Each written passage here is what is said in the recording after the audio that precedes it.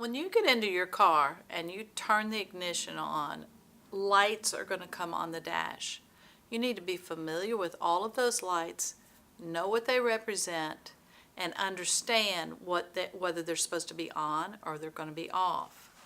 One of the lights that is going to be on your dash is going to be your ABS brake light. Now, if your car is equipped with ABS brakes, this is how you'll know. When you turn your ignition on, the ABS light will come up. It should go off.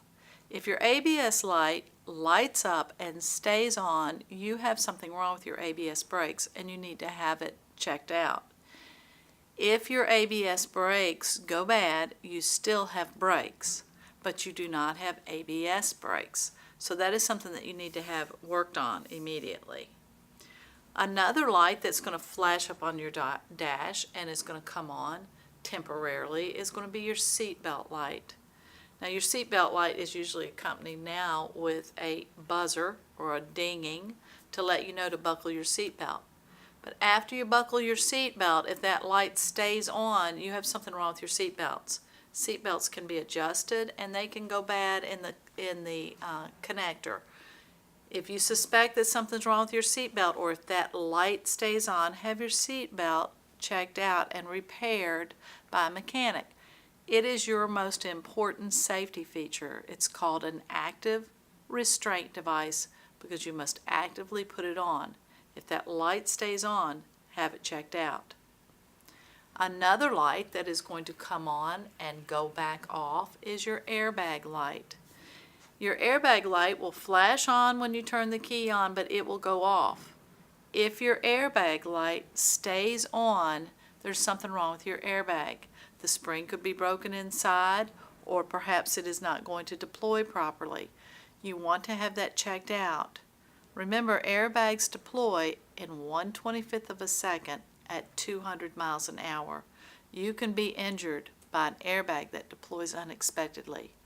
Now, an airbag will only deploy, it's called a passive restraint device, meant to be used in conjunction with your seatbelt. It will only deploy at 35 miles an hour or higher in a frontal or near frontal collision.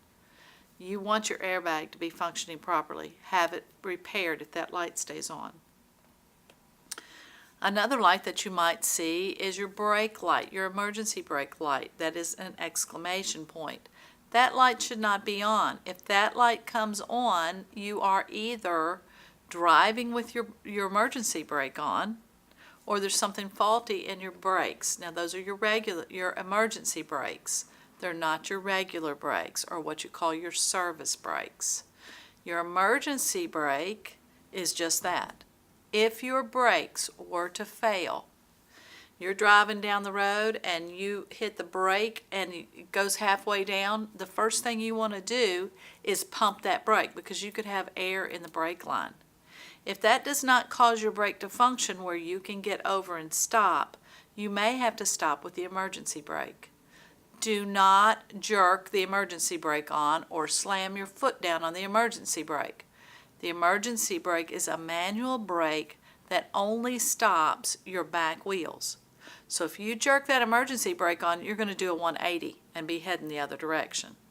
What you have to do in the case of a brake failure is drift to a stop as much as possible, get on the shoulder, or if you can turn on a road perhaps where it is an incline, come as much to a stop as you can.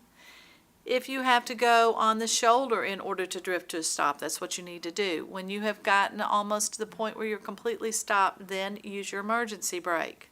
To use your emergency brake for a stop, you need to do short little stops by putting your finger on that button on the top of the emergency brake and doing slight pulls on it in order to stop gradually, or using the release on a foot brake and using small pumps to stop it. Do not just jerk it on. It's too violent of a stop.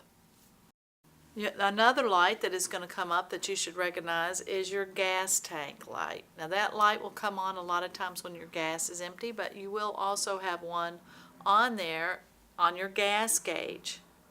Your gas gauge is going to tell you obviously how much gasoline you have in your car. Try to keep your gas above a quarter tank at least. There's a lot of gunk and stuff that is in gasoline. Gasoline can have a lot of impurities in it that you do not want to cycle through your car. If you pull up to a gas station and they are filling those tanks, don't get gas at that moment because they're stirring up all that stuff, that gunk in your car.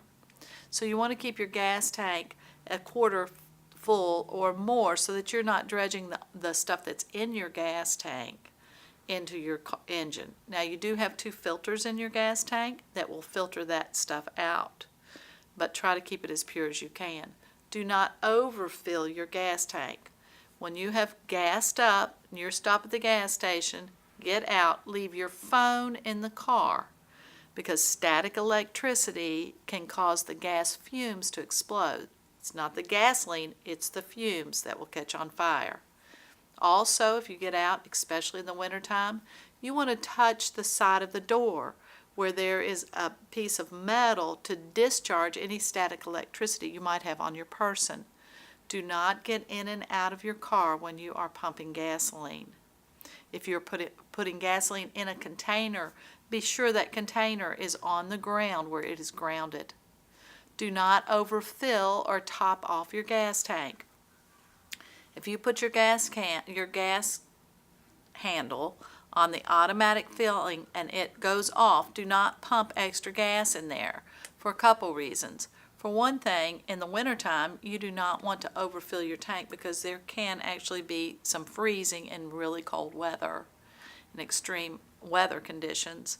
And the other thing is if you let that gasoline drip down on your car, it's going to ruin the paint. So do not overfill your gas tank. There's no reason for it. Your gas tank emblem will have an arrow showing you what side of the car your gas tank is, so you'll know which side to pull up at the gas station. Another symbol that's going to come up on your dashboard is the triangle. That is your emergency flashers. Know where they are. When you're in a state of emergency, when you have a mechanical failure, when you're traveling in fog, if there is a reason you cannot travel in the flow of regular traffic, turn that emergency flasher on so people will know to watch out for you. You need to know where that is. The next one is your front defroster. You will have your rear defroster, windshield wiper cleaner.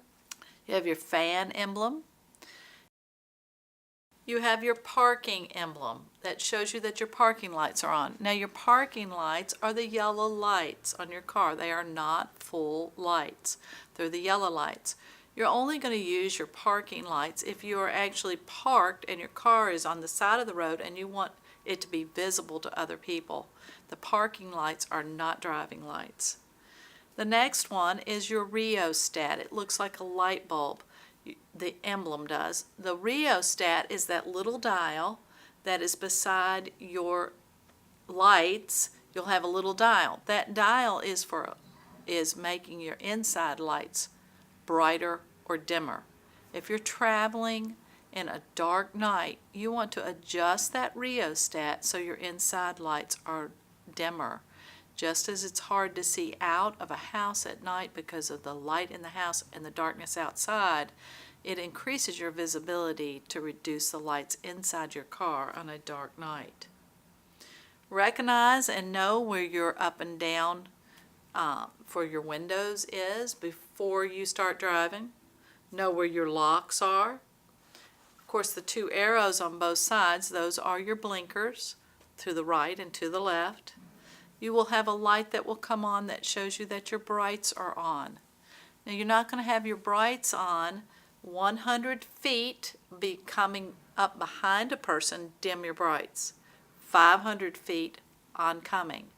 Now in older models of cars, if you can hit a bump or cause your lights to be maladjusted. If your light is shining into the trees, you need to have them adjusted. The newer cars are not adjustable, but some of the older cars, you can knock your headlight out of line. Be sure that it is working properly. And clean your headlights.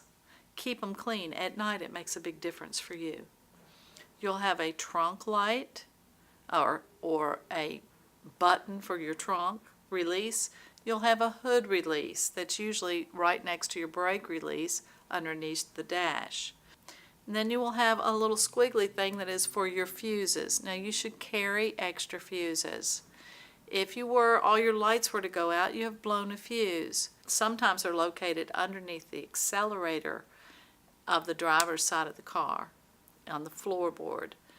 But now most of them are actually under the hood where the engine is. That's where your fuse box is.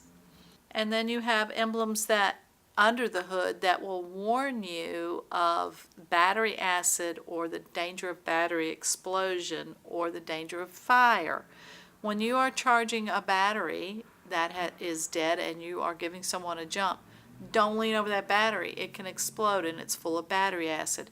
If you have to touch the post on a battery, be sure that you wash your hands before you touch your person because you can get battery acid. That battery should be cleaned, and we'll talk about that when we talk about maintenance. If you see a battery light come on in your car, that can mean that your battery is low, or it can also be your alternator. That symbol is used interchangeably. Your alternator charges your battery as your car is running. If the alternator is bad, that emblem will also show up. There's also a symbol that looks like a pig's tail. It's a squiggly thing. That emblem's going to come up when you start a car that has diesel fuel in it. Diesel fuel is ignited by heat, not by spark. So there's a starter heater in there that light's going to come on. Until that light goes off, you're not going to be able to start the car. You're also going to have gauges on your car to let you know what's going on. You've got your tachometer that's going to tell you how many revolutions per minute your transmission is turning, your differential is turning. You're going to use that if you're driving with the shift to tell when to shift. You're going to have your speedometer that's going to tell you miles per hour. You're going to have your mileage and your trip mileage that will turn over on a regular basis and show you how far you've gone. You're going to have your oil pressure gauge. Now your oil pressure gauge does not tell you how much oil is in your car. It tells you how much oil pressure is in your car. If your oil pressure gauge begins to go lower, it could mean that your oil is low. But it could mean that your oil pump is not functioning properly and your oil pressure is low. You need to have that checked out. Your oil is the lifeblood of your car. It must be clean and full. You're also going to have your temperature gauge. Your temperature gauge is measuring the temperature of your antifreeze in your car. If you have orange antifreeze, by the way, you put in orange antifreeze. If you have green antifreeze, you have to use green antifreeze. There are products that go both ways. They can put it in orange or green, but it's clearly marked on the bottle. Do not mix those up. You can damage your engine. This temperature gauge is measuring the temperature of the antifreeze in your engine. Now there is also a thermostat that if it can malfunction and it may not, your temperature gauge might not work in that case. That is something that you need to have checked out. But if your temperature gauge begins to rise and you get in that red part, or you hear the water boiling in your overflow tank, or you see steam coming out of your radiator under the hood, you need to pull over and check out what's going on. Now the first thing you want to do, if your temperature gauge shoots up, is turn the heater on all the way. Turn the heater on full blast, turn the fan on full blast, because the interior of your car is heated by pulling heat off of the engine. That may make that needle go down far enough to where you can make it to the next exit without stopping. But if it does not, you need to pull over. It's an emergency when your car begins to overheat. If you drive your car with an overheated engine, you can blow your engine out. Don't do it. The best thing for you to do if you're going to take a trip or whatever is to go through this process of checking all these things out. You can go to go get your oil changed. If you go in and you have your oil changed at any professional oil changing place, a mechanic store or one of those shops on the side of the road where they change your oil, they will check all your fluids for you. They will check your belt. They'll check your hoses. They will check your windshield wipers. They'll check your tires. They will do your car. They'll check your air filter. Changing your air filter is very important also, because your air filter can get gunk in it, especially if you live on a back road and you travel where there's a lot of dust. That air filter is going to get clogged. It affects the running of your engine. They will check all those things for you and replace and repair them for a minimal amount. So if you're not comfortable doing that yourself, you need to have someone do that for you. In particular, you don't want to check your brake fluid yourself unless you know what you're doing, because if you get moisture, even moisture from your hands down in there, it gets into the brake line. I'm going to show you a video on maintenance where they break basic maintenance down and show you what to do. Everyone should know how to do this. And everyone should know how to change a tire and how to boost your vehicle. If your car breaks down or your battery is low and your car won't start, you need to know how to start your battery using jumper cables. I'm going to show you a video on how to do that also. Another thing you need to really learn is how to change your tire. You never know when you could have a flat tire and be on the road by yourself. It's something everyone should learn to do. One of the things that you want to check when you're underneath the hood of your car is your coolant level. When you add your coolant, you're going to add it to the expansion tank. If this happens often to where you are losing a lot of water, you need to check for leaks first of all. Then you need to see if your car is overheating and burning an excess amount of water, or if maybe you have a leak in your radiator. Check the condition and the tension of your drive belt. Your car is going to have a serpentine belt. That belt runs everything. You should look at it, make sure it's not frayed or cracked or dried out. And when you push if you take like a ruler and push it against it, there should not be too much give. You'll hear it sometimes. It will make a noise if you've got too much slack in that belt. But that's important for you, especially before you go on a long trip, because if that belt breaks, you're stuck. Keep your fuel level above 1/4 mark to avoid condensation in cold weather and clogging of the system and contaminants. Gas is dirty. It has contaminants in it. Now you have filters in your gas tank. We've already talked about that are going to filter that gunk out, but you don't want that running through your engine. It's a good idea, in my opinion, to use an expensive, better quality gasoline that has a cleaning agent added to it. That keeps your engine clean, and in the long run, it will preserve your engine longer and get you better gas mileage. In the winter, you want to keep it above the 1/2 mark so that it doesn't freeze, depending on the area you're in. And never refuel when there is a tanker pulled up to the gas station. They are stirring up all that gunk that's in the bottom of that tank. You don't want to get that in your car. Do not alter the exhaust system of your vehicle in any way. There are strict laws governing your exhaust. You should check your tailpipe, especially if you're a noise. You could have a leak in your tailpipe. You want to watch for carbon monoxide poisoning. Now in Virginia, it's against the law to not have your exhaust pipe a certain length. And you need to know those laws before you do any alterations. You should carry spare fuses in your car. Your fuse box is located either underneath the driver's accelerator, underneath the floorboard, or in the engine compartment. If all your lights suddenly go out, you've blown a fuse. It's a good idea to have a spare fuse. Check your battery. Now you should actually take a little brush and brush that gunk and battery acid off of your battery and keep those cables clean.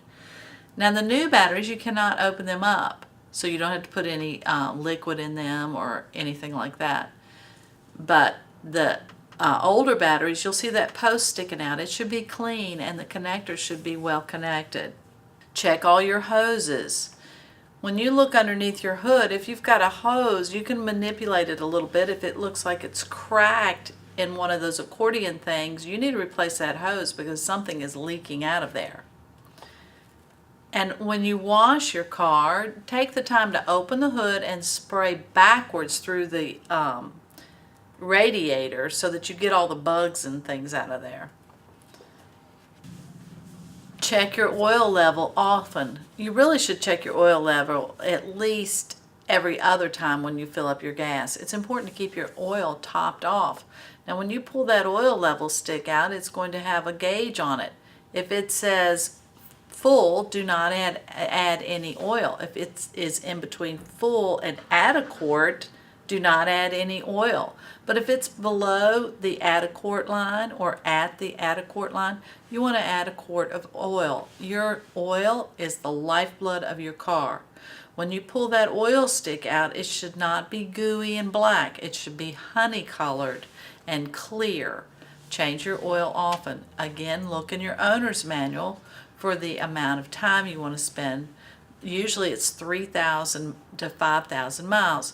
Now some of your oils have longer properties and you can go a longer way without changing them. For example, the synthetic oils are a better quality of oil and they will last you longer between changes. Be sure that when you put oil in your car, you read your owner's manual because those numbers on that oil is going to tell you what your car needs. For example, that it might be 10W30. That 30 is your viscosity number. Viscosity is a measurement of how a substance maintains its property under heat. So you want to be sure that you put the correct viscosity in your engine. Check your owner's manual. And also, what happens with your oil, what your oil does is it runs through your engine. Your engine is metal touching metal, and when it does that, there are little metal shavings that are released. Your oil will pick up all those shavings and put them into your oil filter. So you change your oil filter and you change your oil so that you can get completely clean oil running through your system. If you let your oil get too low, it will destroy your engine. It's important to listen to. If you hear ping, ping, ping, ping, ping in your engine, your oil is really low and you're getting ready to blow your engine up. Check your oil. You need to listen for your engine's performance or any noise that seems to be abnormal. As soon as you hear something that you think is unusual, you need to check it out then so that you don't have a costly breakdown that'll cost you a lot more. And keep the outside or the exterior of your engine clean so that you can spot any leaks that are happening in your engine. Always read your owner's manual. Your owner's manual is packed with information, and one of the things that it will show you is your regular service intervals for the engine components, the valves, the tune-ups, the timing chain, different things like that. Read that owner's manual. It will also, most of them will have a place in there to record when you took your car to have it maintained. This is going to be important information for you when you go in to exchange your car to either sell it personally or to trade it up.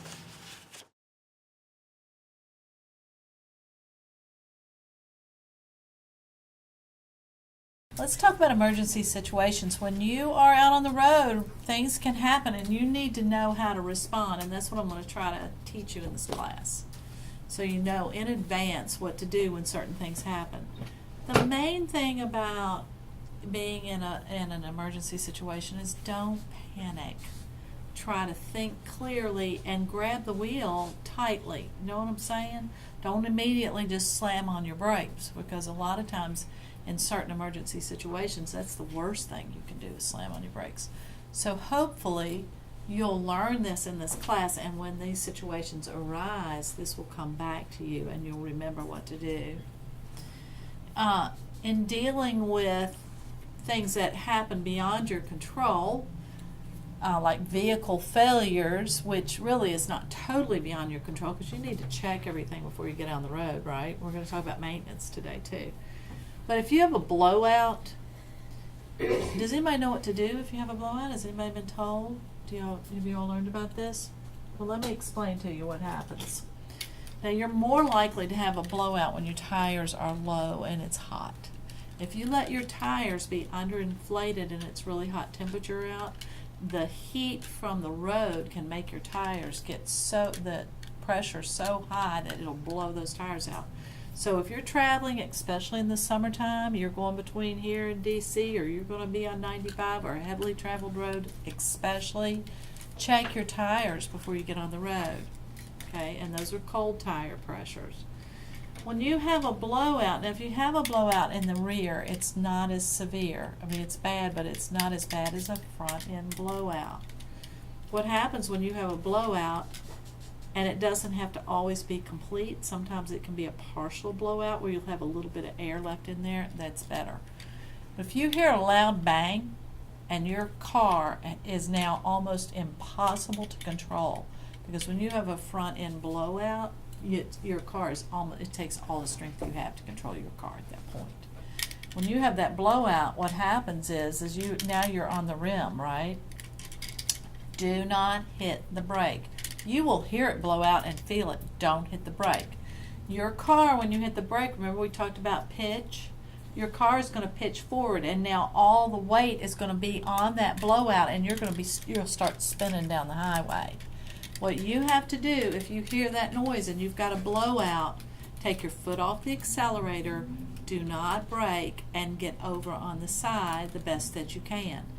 Now, when you're traveling in heavy traffic, especially around semi-trucks, it takes a fully loaded semi, a football field and a half, to come to a stop at 55 miles an hour.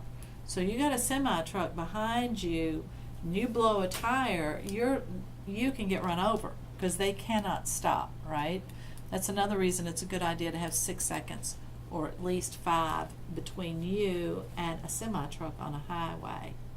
Now, I did know someone that had a blowout up on 95 just recently. A front tire blew out, and there was a semi-truck beside them, and they saw the blowout happen, and that semi-truck got over and blocked that lane so nobody could come up behind them until they got off the road. So that was good. I mean, they'll work with you if you can.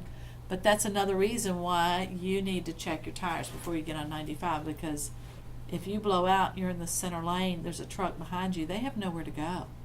And they're not stopping. They cannot stop. So doing that's another reason why you want to have an open lane. Remember we talked about open lanes on the interstate? Somewhere to go, either beside you or a shoulder that you're on. So say your accelerator pedal sticks. Now this happened for a while with some of there was a particular model of car that the accelerator would stick. What do you think you should do if that happens? I mean, you're not probably going to be able to brake. I mean, you can apply the brake pressure, but shift into neutral, okay, so that you're no longer going forward. Hit the brake and then get over to the side. Now, sometimes it's something stuck. There's something stuck on your accelerator, your floorboard. It used to be those rugs were more likely to get stuck. It might just be something simple like that, but for a while they had certain cars that they were recalling because the accelerator pedals were sticking. And then come over, get off the road, come to a stop, and turn the ignition off. That's the only way you can get it to stop. If you were to have a headlight failure, now if you're driving down the road and your headlights go out, you have blown a fuse.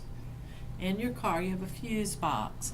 The older models, it's underneath the floorboard under the driver's side, right? But in some of the newer cars, it's actually under the hood. You should carry a little extra fuse in your car, which we'll talk about when we talk about maintenance. But if your lights go out, more than likely you've blown a fuse. You need to use the light that's on the highway and get off the road immediately, right? Because nobody can see you. If your hood flies up, if you have failed to latch your hood properly and you're driving down the road, if that hood flies up, you can still see. You can see in between the hood and the part of the car is going to be a little opening, or you can stick your head out the window. Signal, put your flashers on, and get off the road as soon as possible. If your engine were to stall, And sometimes, like you're out of gas, right? Or sometimes there's a device in there that's called a vaporizer. Some can mess up with that. Your engine could go off. Here you are driving down the road and your engine stalls. The first thing you want to do is shift into neutral and try to restart your engine. If that does not work, then you have to put your flashers on and hit the brake and get over on the side and stop. Now be sure that you come to a complete stop. Because if you don't stop all the way, when you lift off the brake and come back down, you're not going to have a brake, right? So come to a complete stop. You get one more brake if your engine is out. If you were to have an engine overheat, what do? If your engine overheats, every engine is going to have, they're going to have a gauge on it, and it's going to have a needle. If that needle starts getting over here in this red part, your engine is overheating. And you can hear it sometimes. You can hear that water boiling under the hood, or if you see steam coming out from under your engine, you've got a serious problem from your hood. You cannot drive with an overheated engine. You will blow your piston out. You can't do it. You have to get off the road. But the first thing that you can do that sometimes will take that needle down, if you will turn the heater on all the way, full blast, and turn the fan on full blast. I mean, you're going to have to roll the windows down if it's summertime, right? But what it is that your car, the interior of your car, is heated by pulling heat off the engine. So sometimes just by turning the heater on full blast, turning the fan on full blast, it will pull enough heat off the engine to make this needle go down a little bit so you can at least make it to the exit. If you do that and this needle does not move, you need to get off the road immediately. Call for help, stay with your car until help arrives, right? Okay. If you were to have, you have power steering and power steering fluid. It would be unusual to lose your steering completely because that means there's something broken underneath. But you can lose your power steering fluid. If you were to hit, something underneath, put a hole in that power steering line or something like that, if you lose your power steering, you still have steering. You can steer, believe it or not, without power steering. When we first got our cars, we didn't have power steering. It's really hard. You cannot turn a wheel from a standstill position without power steering. You just can't do it. You have to be rolling. It's really hard. But unless, if it were total steering failure, it would be probably because you were in a wreck. Normally, that's not going to happen. But you can lose your power steering. In that case, put your flashers on and your blinker. Well, your blinker will be flashing, I guess. Put your flasher on and get over on the right-hand side. Now, if your brakes fail, I've actually had this happen. If you go to hit that brake and you go down halfway, say, you've got mush in your brake. Have you all ever had that? Have you ever felt that? First thing you want to do is pump the brake, because you may have like a little leak in your brake line and you've lost fluid. And sometimes you can pump the brake and it'll build back up, and that will get you to where you can at least get off the road and stop and have it fixed. But if you go down to hit that brake and there's nothing there, and you pump it and you can't get any braking there, you still have brakes. You have the emergency brake or the parking brake, which only brakes the back wheels. So if you're going down the road and your brakes fail, don't just jerk that emergency brake on, because what's going to happen is your back wheels will stop and you'll do a 180. You know how in the movies when that guy's escaping and you see all that hand movement, he's jerking that emergency brake on and then he's turning, flipping all the way around. Don't do that. But take the emergency brake and just with your finger on that thumb, release just little short brakes if you have to brake that way. Now it's best to get off the road on the shoulder and try to drift and slow down as much as possible. If you're going really fast, you could even, run over small bushes or something to kind of give you something to stop. If you just, an emergency brake stop is a very violent brake. So you want to wait till you've almost stopped, if possible, before you pull that brake on.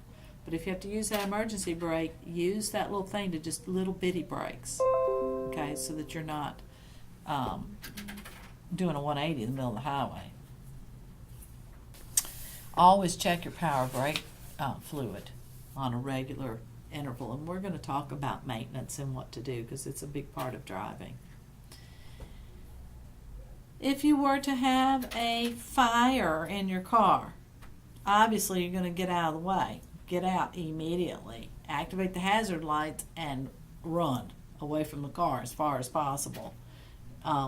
If a cigarette or something falls on the floor, be sure that you pull over to take care of that. Don't be doing stuff like, or a bee in your car, or a fly or something like that. Pull off the side of the road and deal with those kind of emergencies. Now this is the number one cause of fatal accidents in inexperienced driver. You're driving down the road, it's a country road, and you take your eyes off the road for a second, and the first thing you know, your front end falls off the road, and you're on the uneven pavement now. You've gone off the side of the road. Do not hit the brake. When you're in that situation, this part of these tires could be on gravel. Do not hit the brake. You'll slide. You'll skid. And do not jerk the wheel.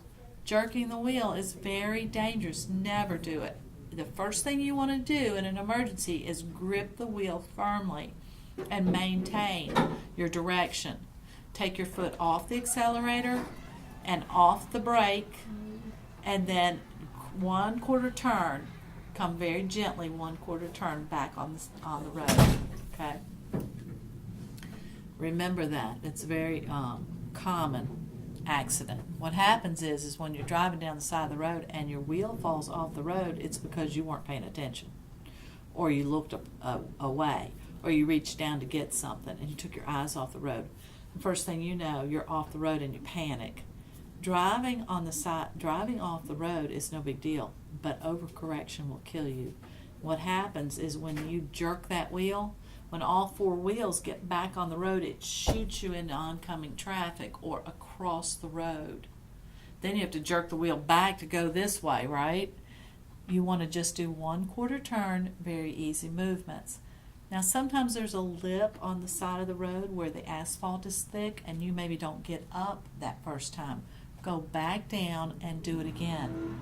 You can cut right up on that road, but do not jerk the wheel. Be very careful about that. It's dangerous. The other thing that can happen from jerking the wheel is you flip your car. That happens quite often. I knew a girl that did that and landed upside down in the Rappahannock River. She flipped herself in one of those Jeeps, right? We'll talk about that in a minute, what to do if that happens. So when you're avoiding an obstacle and you're driving down and you see something in the road, and that happens, you need to keep your eyes on the road. Even on the interstate, you can look out and there's a tire where a truck has blown a tire and part of the tire will be laying in the road. Don't swerve into another lane. Try to stay in your lane as much as possible, but if you have to go in another lane to avoid an obstacle, be sure you check your blind spot, check your mirrors. Don't just do it without giving it thought. And another thing too is, going out of your lane like that on the interstate, it's so dangerous because if you sideswipe on the interstate, remember we talked about how the force of impact increases exponentially with speed? When you hit in an interstate, it is not a fender bender. It's a major wreck. You can't do it. We talked about skids, and I'm not going to go over that again. And we did talk about head-on collisions, right? Okay. They're the most dangerous kind of collision, generally speaking. No, they are. Worst case scenario, always. And another thing, if a rear end collision is a whiplash for you, right? You can be in therapy for a long time from a rear end collision. When you come to an intersection and you have to stop, you need to stop far enough back to where you can see the tires of the car in front of you touching the road. That gives you room. If you look in your rearview mirror, you can swerve to get away from them. Or if they stall out or something, you can get around them. Don't go any further than that because somebody will get in your spot. Don't get any closer. It's too close. If somebody rear ends you, you're going to rear end them, right? So stay to where you can see their back tires touching the asphalt, and that gives you room to maneuver around anything that might happen.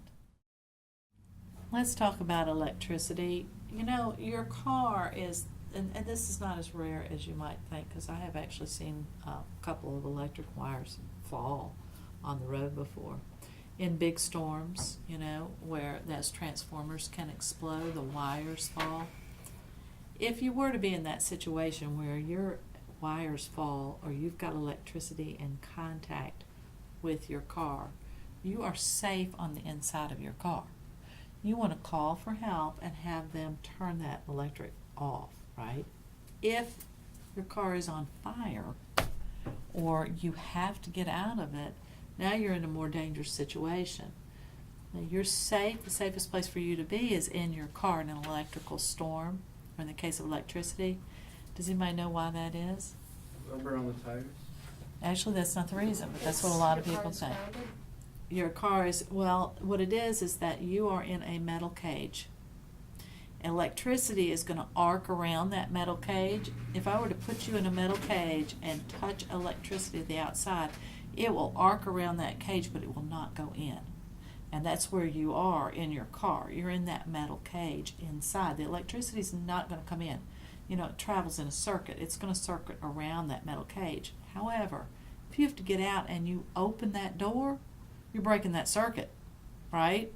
So you cannot open the door and step out, because then you'll be completing the circuit and you'll get electrocuted. What you have to do, and unfortunately there's usually water involved because it's a storm, right? And you know, everybody's seen the movie where you touch that electric thing to the water and the guys, you know, burn up. Okay, so what you have to do is go to the right, open that door and jump, both feet hitting the ground at the same time as far as you can, avoiding any puddles that have electricity on them, and jump as far as you can to keep yourself grounded. And then you jump again to get away from that electricity. But don't just open the door and step out. There's another situation of driving in floodwaters. Did I talk to you about that? Okay. We have a lot of floods, and it seems like there's more and more all the time. And there's certain areas where, you know, those creeks rise suddenly, and here you are, you're in the flood. You can drive in water if it is still water. You can never drive in moving water, ever. You come up to a bridge and the water's that thick and it's moving across that bridge, do not get in it. Your car floats. It'll pick you up and pull you downstream. Water is so powerful, it's just beyond imagination unless you've just been in it or lived around it. I mean, it, you know, water, wind, and fire, they rule the earth.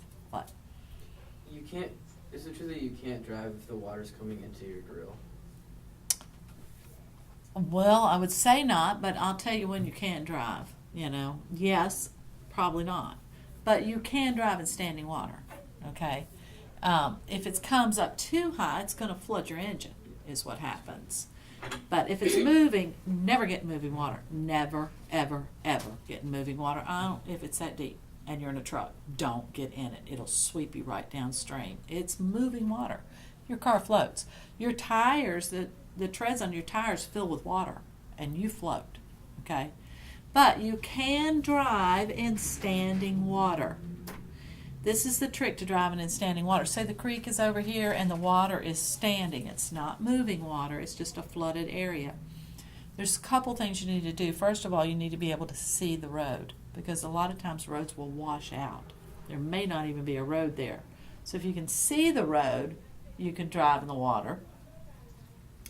And you need to drive in the center of the road. You know, all roads are crowned to where they're a little bit higher in the middle so that water runs off to the side. So get as close to the center as possible. If someone else, you know, you wouldn't want to be on the right-hand side on the low spot of the road. If someone else is driving through the water in front of you, get right in their tracks.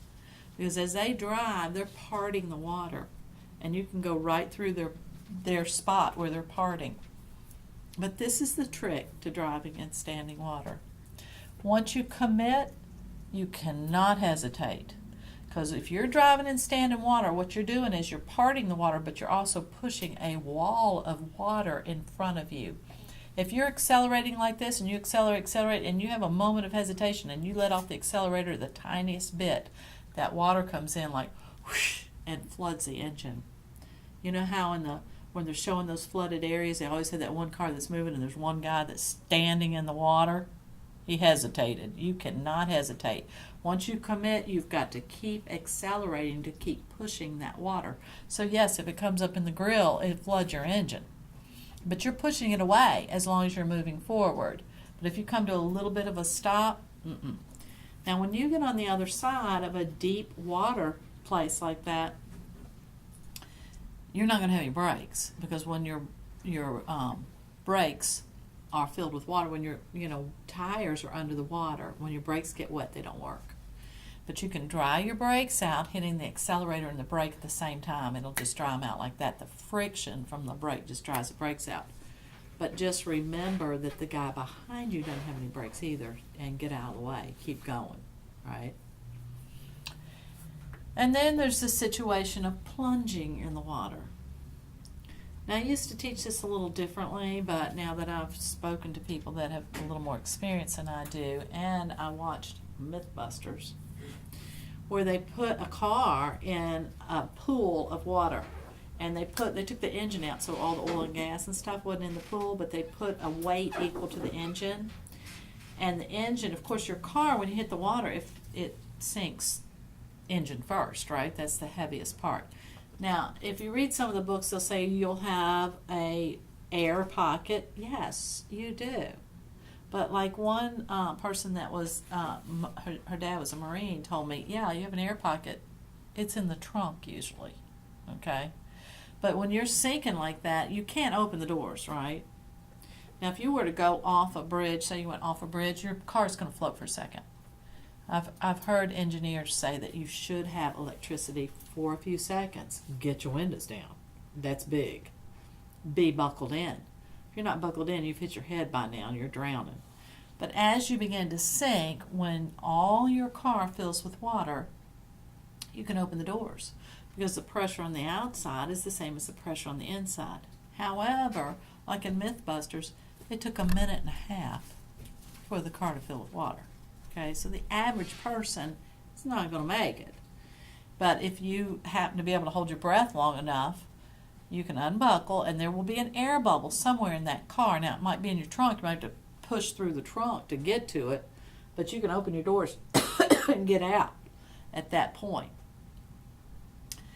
Now, if your car is off, I saw an interview by a woman who was actually pushed off a bridge. She was pushed off the Chesapeake Bay Bridge out here in the bay. Excuse me. And when she went off, she got off on a really high part. There was a semi-truck behind her, and I guess he fell asleep. He fell off the bridge too. He pushed her off that bridge at a really high part. When she hit that water, after 60 feet, when you hit water, it's like hitting a stone wall. When she hit that water, all the windows and her windshield blew out. I mean, her car, they showed a picture of her car, it was like crushed. That was a good thing for her. Because what happened was, as she was sinking, she was buckled in, so she was still conscious, right? And she said, oh, I'm thinking, why do I have to drown? Why do I have to drown? And she thought, well, wait a minute, I don't have to drown.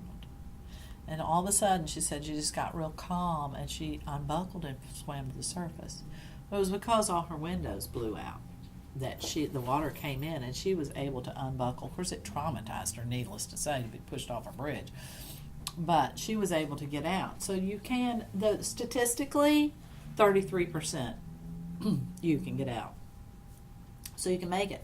If you panic, no. Most people drown because they panic. If you panic, you got to have your head about you to get out. So I want to tell one more story. So in this case, in the case of an emergency, you need to carry a tool with you. Say you were to have, an accident like that, and you need to get out of the car. There's a little tool that you can buy, and it looks like a hammer. Okay, It comes like this, and it's got a little point on the end. Now I've got one, and mine actually has a place where you can read your tire pressure. The handle itself is going to have a blade in it so that you can cut your seatbelt. When you go to cut a seatbelt, you want to cut it at a 45-degree angle. You know, it'd be too hard to cut this way. So you need to have something in your car to cut your seatbelt, to cut that up. And then this part right here, this point, you can break your glass. Now your glass is tempered, but it's going to be easier, so you can't just kick it out. It's going to be really hard. But if you have something that you can get a point into it, you can break that glass. Your car glass is going to break easier from the on the inside breaking out than it's going to break from the outside breaking in, right? Because they put an extra coating on the outside. So it's going to be harder to break in than it is going to be breaking out.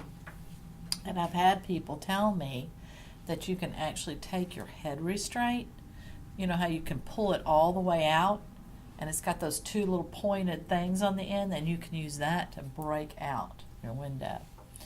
So, for an example, the girl I told you earlier that was in one of my classes, she was driving in near the river, and she was in a Jeep Wrangler, you know, the one with the soft sides and no windows, which really was to her advantage in this situation. She went off the side of the road and she jerked the wheel and overcorrected. When she did, her car flipped upside down and landed in the river. So here she is hanging upside down by her seatbelt sinking. Now fortunately, you know, her windows were down because she was in that little Wrangler. And her brother had put a pocket knife in her car, and she was able to cut her seatbelt and get out. But it's good to have an emergency tool in the car with you for emergencies. It's also good to have a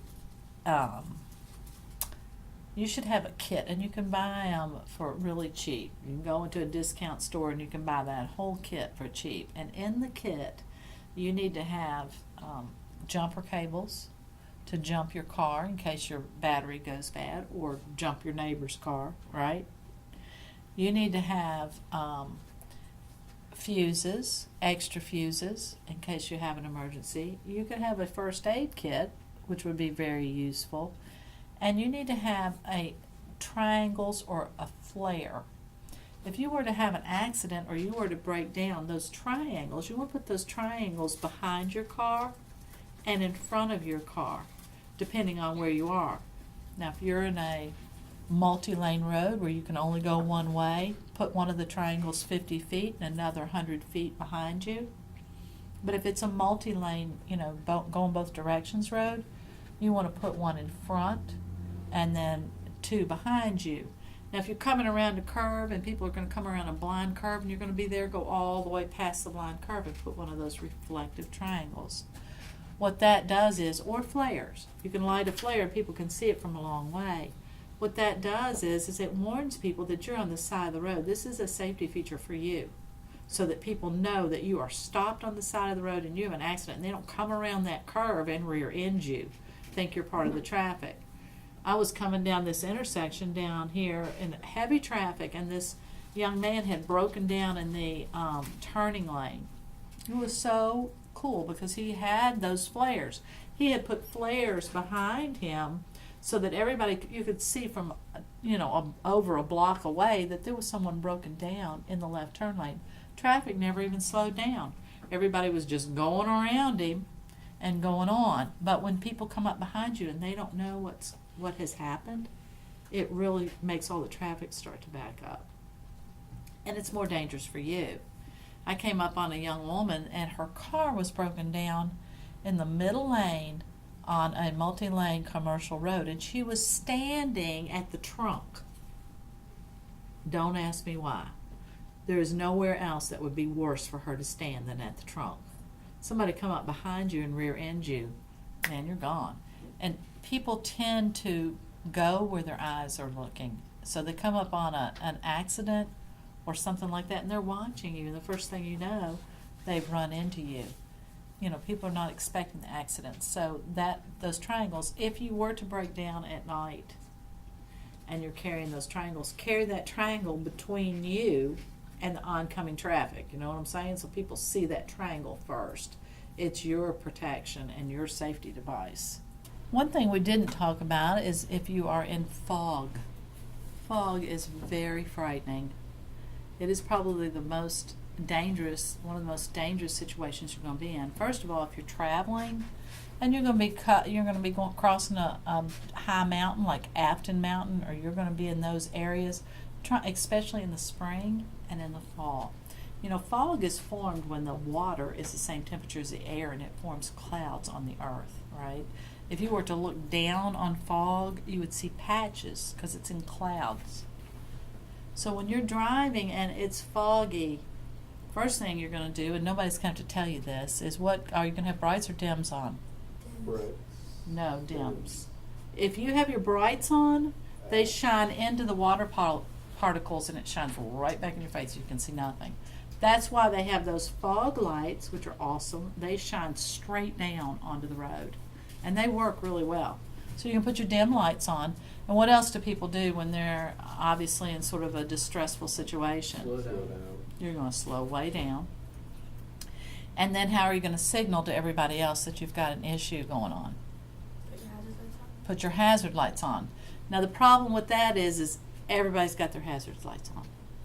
So that now means if someone decides to pull off the side of the road and their hazard lights are on, it's very hard to distinguish if they are in the traffic or if they're on the side of the road, right? And some people will pull over in dense fog and get on the side of the road. So you have to be constantly aware of that. And if you feel like you just must pull over yourself, get way off the road and turn an inside light on so people can see that your car is parked. That is not what I suggest. What I would suggest is getting in the left-hand lane and traveling 10 miles an hour under the speed limit. Slow down enough, but keep going, because if you look down, like I said, you're sitting under a cloud. So if you pull over, you're parking under that cloud. If you will keep driving, you will drive through the fog. Now, some fog is so dense you can see nothing and you have no choice. You know, you just absolutely can't see anything. So it's best to try to avoid the fog completely. But if not, use those techniques. When you come up behind somebody at night, at what distance, do you remember what distance you need to dim your lights? 500 feet. That's oncoming. 500 feet oncoming. Coming behind, it's 100 feet. Dim your lights 100 feet coming behind and oncoming. If somebody's got their brights shining right in your eyes, most of the cars now, the newer cars, it has an automatic thing on the rear view mirror that will be a night vision thing. But if you've got a manual one, do that. If you if they're shining your lights, their lights are shining right in your side view mirror. Remember we taught you the blind glare elimination? Push your lights, your mirrors just a little bit out, and that will eliminate that glare from behind. If you are driving really at a pitch black night, you need to take that rheostat, which is that little dial beside your light switch on the dashboard, and turn it down to where your inside lights are lower. Just like when you're, in a room and you can't see out at night, it's more difficult to see out in your car even though you have headlights. If you'll dim the inside lights, it increases your visibility. And what else do you do when you're driving at night? What's the first thing you do? We talked about this. Slow down. You have to drive slower, a little bit slower at night, because obviously the visibility is not as good, and it's hard to distinguish how far away a car is. You lose a lot of your depth perception at night, so you want to slow down. Dusk is particularly dangerous for you. At dusk, that's the most difficult time to see. Be sure you have your headlights on at dusk so other people can see you, especially if you are driving a black or a dark green or a maroon, a dark car, because at dusk the roadway and the sky are the same color, and it's very difficult to see at dusk. It's the stillest time of the day, but it's also the most difficult visual time. So be sure you have your daylight running lights on, turn them on at dusk so that you're clearly visible. And keep your windshield wipers clean. Your windshields clean. They can get that film on the inside too, and it's really hard to see. And when you're driving down the road, that's no time to be dealing with that. You need to be doing it when you stop and gas up. Another thing you want to watch for is air turbulence. Sometimes when you get in a high place like the plateau, Virginia Plateau, the Appalachian Plateau it's called, down in southwestern Virginia, or up in northwestern Virginia, or even going across the mountains, Appalachians, when you get in those high areas, sometimes the wind can be really strong. Watch for turbulence. If you go out west where there's nothing to block that wind, the wind can be so strong it can literally blow you off the road. And when you pass, in a truck, when he's right beside you, you have to realize he's blocking the wind for you. So when you pass him, there's going to be a big gust. Be sure that you're holding on to your steering tightly and are prepared for that, because you can actually feel sometimes the wind trying to push you off the side of the road. You need to be careful.